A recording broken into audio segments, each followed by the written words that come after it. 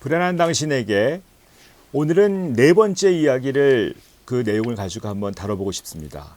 그 네 번째 이야기는 오늘은 여자분이세요. 여자분인데 이분이 자기 사연을 아기 낳다가 생긴 어떤 공황에 대해서 말씀하셨습니다. 이분이 이 내용을 보면 큰아이가 있었어요. 그래서 둘째 아기를 낳고 계신 중이었는데 유도분만 하시다가 막 식은땀 나고 너무 힘드신 거예요. 그때 공황을 처음 겪으신 거죠.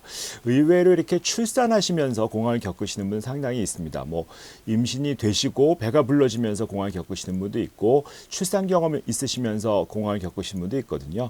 근데 이분이 너무 두려워하고 그런데 사실 그런 게 흔하기 때문에 간호사 입장에서는 별로 이렇게 대수롭게 안 보는 경향이 있죠. 여기 이분도 그러셨대요. 공포에 사로잡혀서 허걱거리고 있는데 뭐 좀 유난스러운 산모 정도로 보고 있었고 너무 힘들고 그래서 남편 오라고 하고 뭐 그랬는데 남편에서 조금 진정이 됐는데 막 뜨거우셨답니다. 덥고 이렇게 진행하는 경우가 많이 있어요. 그래서 이분의 첫 번째가 이제 그 증상이 이제 아이를 낳으면서 시작이 됐는데 이게 이제 아이 낳는 그 출산하는 과정이 호르몬의 변화가 많이 오지 않았습니까? 그런 어떤 과정 속에서 내 몸에 어떤 변화가 올 때 첫 공황 같은 것을 느끼시는 분이 상당히 많이 있습니다. 이분도 아주 대표적인 그런 경우예요. 근데 이제 아이 낳고 그때 그 공황이 더 심해지신 건 아니고요. 그 상황에서 그냥 멈추셨어요.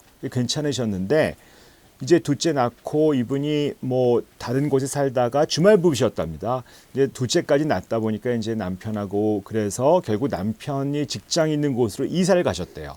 근데 거기에 보면 이게 전부 낯선 도시니까 사람도 없고 뭐 이제 아는 사람도 없으니까 거의 감옥같이 또 아이가 큰아이가 3살이고 둘째 방금 낳았으니까 너무 힘들었을 거 아니에요. 그 힘든 와중에 어떻게 너무 힘드니까 이제 큰아이를 어린이집에 3살이지만 보내기로 결정하셨답니다. 근데 보내고 났더니 아이가 걱정이 많이 되는 거예요. 너무 일찍 보낸 거 아닌가, 뭐 스트레스가 많은 거죠. 그래서 혹시 다치지 않나, 일종의 죄책감, 불안감 이런 것들이 많이 올라오시는 거예요. 그래서 계속 아이가 뭐 어린이집에 가고 나면 불안해지고 심장이 두근거리고 초조해지고 막 그러셨대요. 또 게다가 아이가 아프기도 하고 폐렴도 뭐 보통 우리 어린이집 가면 감기 많이 걸려오잖아요. 그러면 내 잘못이야 그러면서 너무 힘들어지고 소위 그런 불안 같은 것들이 아이가 어린이집에 가면 생기고 그래서 도저히 어린이집에 아이를 보낼 수가 없어서 둘을 그냥 키우기로 하셨답니다. 안 보내고. 얼마나 힘드셨겠어요, 사실은. 아이 혼자서 도와주는 사람도 없이 스트레스 많은 곳에서 이제 견디고 계셨는데 그때 또 심한 공황을 겪으신 겁니다. 남편이 마침 야근으로 늦게 오신다고 하는데 공황이 하고 오신 거예요. 오셨을 때 여기 보면 이제 밥을 드시려고 하는데 힘이 빠지면서 숟가락을 떨어뜨렸다 이렇게 시작하시는 분 많거든요. 그래서 꼭 죽을 것 같고 너무 힘들고 그때 남편은 지금 야근하고 회사에서 자리를 비울 수 없는 상황이고 그래서 어떻게 할 수 없어서 다른 도시에 살고 있는 엄마, 친정엄마한테 전화를 했답니다. 그 엄마가 이제 택시를 타고 그 밤에 오신 거예요.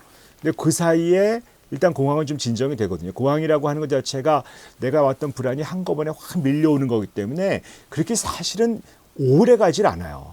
그래서 뭐 1시간 정도 진행이 되고 나면 사실 싹 가라앉는 수가 많이 있거든요. 그래서 엄마도 지금 놀래서 달려왔는데 사실 증상은 좀 좋아진 상태였죠. 그래서 도저히 어떻게 할 수가 없는 상황이고 그래서 이제 병원을 가셨더라고요. 그래서 옛날부터 다니던 내과를 갔더니 뭐 내시경 검사도 하고 다 했는데 이상이 없다는 거예요.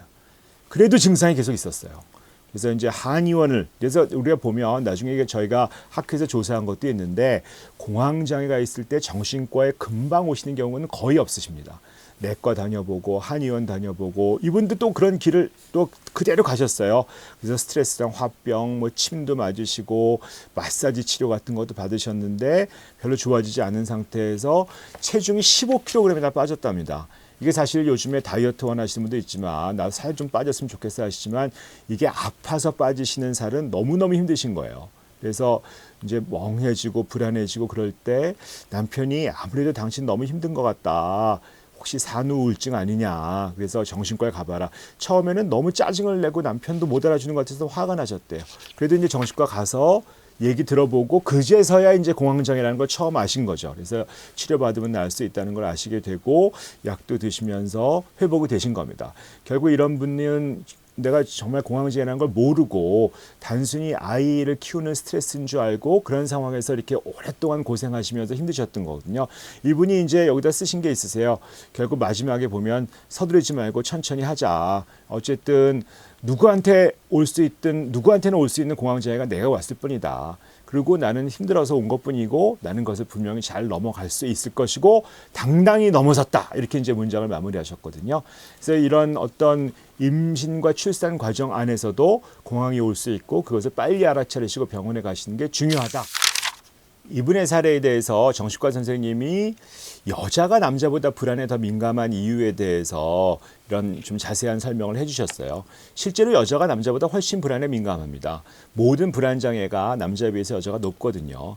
일종의 어떤 뭐 본능적인 생물학적인 왜 수태를 하고 그러기 때문에 내가 이렇게 보호해야 되고 위험에 정말 더 민감해야 되는 것들이 여자의 어떤 특성이거든요. 어쩔 수 없습니다. 그래서 거의 양육을 위해서 좀 세밀한 그런 부분이 있기 때문에 어떤 섬세한 부분이 있어서 불안에 취약할 수밖에 없다는 것이고 이제 불안에 많은 것은 당연히 뭐 여성 호르몬 때문에 그럴 수도 있고 그 호르몬의 변화를 자꾸 겪지 않습니까? 그것 때문에 그럴 수도 있고 또 아무래도 여자분들이 스트레스가 많으세요. 뭐 직장에서 있으신 분도 그렇고 남자와의 어떤 유리천장 이런 얘기도 있고 또 결혼하면 시댁에 대한 부담 또 이분 사례처럼 양육이라고 하는 것들을 홀로 감당하는 것들이 쉽지 않거든요. 그래서 사실 공황장애 자체도 여자한테 많이 있다라고 볼 수 있고 이분 같은 경우는 이제 남편 직장 따라서 전혀 모르는 곳에 이사 갔어야 됐고 양육 스트레스 있고 되게 긴장하고 그런 상태에서 정말 휴식하지 못하고 그러다 보니까 그 예민함이 확 올라왔다고 볼 수 있습니다. 그래서 이제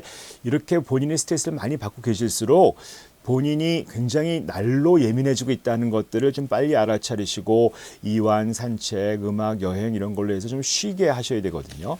그래서 이제 여기에 보면 이제 그 에드먼드 버언이라고 한 사람이 공황장애를 일으키는 스트레스 요인을 3가지로 설명한 게 있습니다. 1번이 개인적 상실, 뭐 죽음, 이혼, 별거 이런 거죠. 내가 어떤 것들을 잃어버리게 되는 거. 2번째가 생활상의 변화. 결혼, 임신, 전업, 병 이런 거죠. 3번째가 자극제, 카페인이라든지 뭐 이런 것들. 그러니까 근데 이게 이 3가지가 다 물리고 같이 오는 경우가 있어요. 내가 이제 상실당한 상태에서 변화도 오고 그걸 견디기 위해서 커피 같은 거 많이 드시고 하다 보니까 1, 2, 3번이 다 겹치신 누가 많이 있고요. 이분 같은 경우는 뭐 임신에 출산에 전업에 뭐 전직 이사 가는 것들 이런 것들이 굉장히 많은 영향이 있다고 볼 수 있었던 거죠. 그래서 뭐 병원에 가서 상의하시는 것도 중요하지만 본인 스스로 내가 이런 것들을 빨리 알아차리시고 아 나는 괜찮아 내가 그럴 수 있어라고 하고 소위 자기가 자신을 긍정적으로 보는 시각 내가 나를 믿는다 난 어디든지 갈 수 있다 내가 불안에 압도되지 않는다 뭐 나 괜찮아 하는 그런 소위 괜찮아라는 느낌을 자꾸 가지셔야 된다는 것을 얘기하고 이렇게 아무리 어려운 병도 긍정적으로 바라보고 있으면 틀림없이 치유가 된다고 하는 그런 메시지로 정신과 선생님이 어떤 충고를 더하고 있습니다. 여기까지가 오늘 4번째 사례라고 볼 수 있습니다.